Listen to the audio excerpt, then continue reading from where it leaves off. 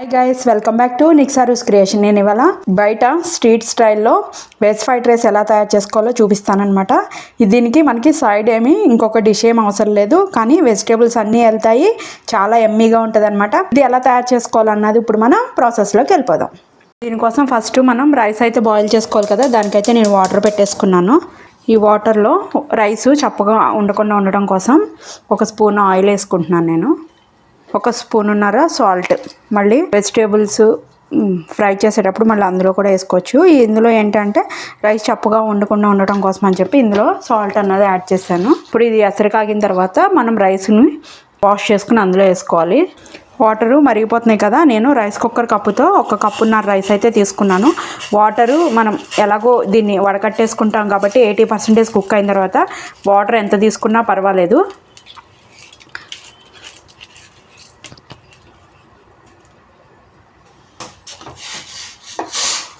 ఈ రైస్ అన్నది 80% అయితే కుక్ అయిపోవాలన్నమాట. ఒకసారి చూసుకుందాము. 80% కుక్ అయితే కనుక దీన్ని మనం స్ట్రైనర్లో వేసుకుని వడగట్టేసుకోవచ్చు. చూడండి, 80% అయితే కుక్ అయిపోయింది. ఇప్పుడు నేను దీన్ని స్ట్రైనర్లో వేసుకుని వడగట్టేసుకుంటాను. ఇప్పుడు ఏదన్నా ఒక మందపాటి కళాయి అయితే పెట్టుకోవాలన్నమాట. స్టీల్ అయితే కొంచెం మాడతాయి కాబట్టి మ్యాక్సిమం 99% ఇనప కళాయిలో పెట్టుకోవాలన్నమాట. ఇప్పుడు గ్యాస్ కొంచెం హైలో పెట్టేసుకొని ఒక 4 to 5 స్పూన్స్ ఆయిల్ అయితే యాడ్ చేసుకోవాలి. ఆయిల్ హీట్ ఎక్కిన తర్వాత ఇందులో నేను 4 గార్లిక్స్ అయితే తీసుకున్నాను అనమాట. పీల్ చేసుకుని ఇలా చిన్న చిన్న పీసెస్ లాగా కట్ చేసుకోవాలి.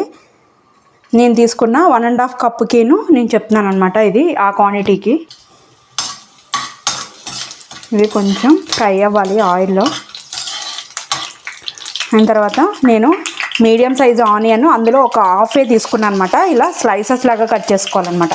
చిన్న ముక్కల్లాగా కట్ చేసుకోకూడదు, కొంచెం బారుగా కట్ చేసుకోవాలి. వెజిటేబుల్స్ అన్నీ కూడా ఆ విధంగానే కట్ చేసుకోవాలి. నేను ఒక హాఫే తీసుకున్నాను ఆనియన్.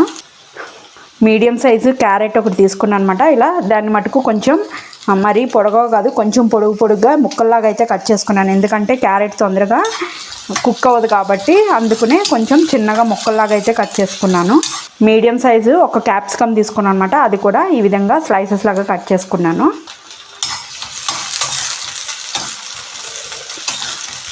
హైలో పెట్టుకునే చేసుకోవాలన్నమాట. ఇది ఫ్రైడ్ రైస్ అన్నది ఎప్పుడు కూడా. ఫ్రెంచ్ బీన్స్ ఇవి నేను ఒక 4 అయితే తీసుకున్నాను అనమాట. అండ్ క్యాబేజీ కూడా ఒక చిన్న ముక్క కట్ చేసుకున్నాను. అది కూడా ఇలా లాంగ్గానే కట్ చేశాను అనమాట. క్యాబేజీ లీఫీ వెజిటేబుల్ కాబట్టి ఇది తొందరగానే కుక్ అయిపోతుంది. గ్రీన్ పీస్ ఇయర్లీ వన్స్ స్టార్టింగ్లో వింటర్ సీజన్లో గ్రీన్ పీస్ వస్తుంది కదా, అప్పుడే ఒలుచుకుని నేను డీప్ ఫ్రీజ్లో పెట్టుకుంటాను అనమాట. ఏమీ ఇందులో యాడ్ చేయను, ఓన్లీ అలాగే ఫ్రీజర్లో పెడతాను అనమాట. నాకు 1 year వరకు ఉంటాయి. అవి ఒక స్మాల్ కప్ యాడ్ చేసుకున్నాను. ఇలా చేస్తే ఏంటంటే వెజిటేబుల్స్ అన్నీ కూడా వెళ్తాయి అనమాట. చాలామంది పిల్లలు వెజిటేబుల్స్ అన్నీ తినరు కదా. సో ఈ విధంగా చేస్తే వాళ్ళకి ఫ్రైడ్ రైస్ ఇష్టపడతారు. అండ్ ఇలా వెజిటేబుల్స్ అన్నీ కూడా వాళ్ళకి వెళ్తాయి అనమాట బాడీలోకి. స్వీట్ కార్న్ ఒక 4 స్పూన్స్. ఇది కూడా నేను కార్న్ కొని ఒలుచుకొని ఫ్రిడ్జ్లో పెట్టుకుంటాను అనమాట. వీక్లీ వన్స్ అలా వెజిటేబుల్స్ తెచ్చుకుని ఇలా పెడతానమాట. సో అది కూడా ఒక 4 స్పూన్స్ యాడ్ చేసుకున్నాను. ఇప్పుడు ఇందులో వెజిటేబుల్స్ కుక్ అవ్వాలి అంటే కంపల్సరీ సాల్ట్ అన్నది యాడ్ చేయాలి. ఇందులో నేను ఒక స్పూన్ సాల్ట్ అయితే యాడ్ చేస్తున్నాను అనమాట. తర్వాత టేస్ట్ చూసుకుని మనం అడ్జస్ట్ చేసుకుందాం. ఆల్రెడీ రైస్లో కూడా మనం సాల్ట్ అన్నది యాడ్ చేసాం కాబట్టి.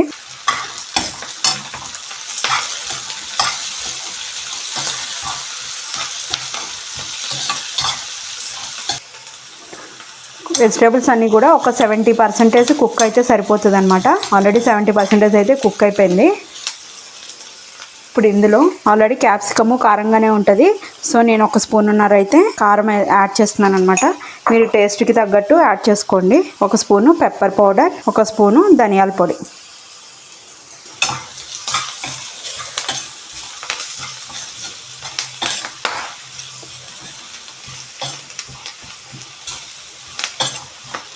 ఇప్పుడు మనం బాయిల్ చేసుకున్న రైస్ ఉన్నాయి కదా, అవి ఇందులో యాడ్ చేసేసుకుందాం.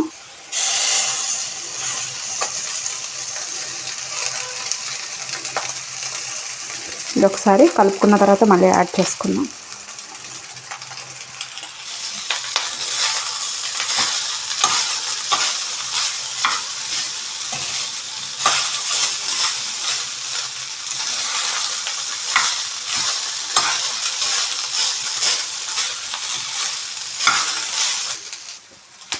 ఇప్పుడు మిగిలింది కదా రైస్, అది కూడా యాడ్ చేసేసుకున్నాం.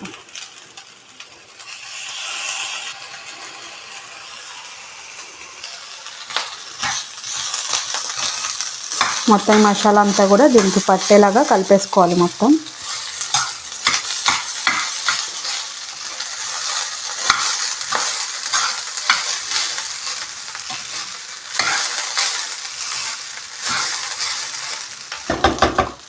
ఇప్పుడు ఇందులో ఒక 2 స్పూన్స్ టమాటా కచప్, ఈ క్వాంటిటీకి 1 spoon dark soya sauce, 1 spoon vinegar,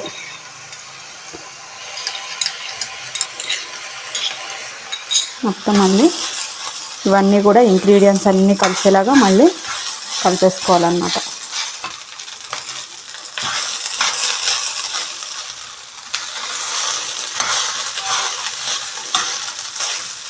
ఫైనల్గా స్ప్రింగ్ ఆనియన్స్ ఒక 2 టేబుల్ స్పూన్స్ స్ప్రింగ్ ఆనియన్స్ ఈ విధంగా చిన్న చిన్న ముక్కలుగా కట్ చేసుకుని వేసుకొని, కావాలంటే టేస్టింగ్ సాల్ట్ కూడా యాడ్ చేసుకోవచ్చు. నేను వేయట్లేదు, ఉంది అయినా కూడా వేయట్లేదు అన్నాను.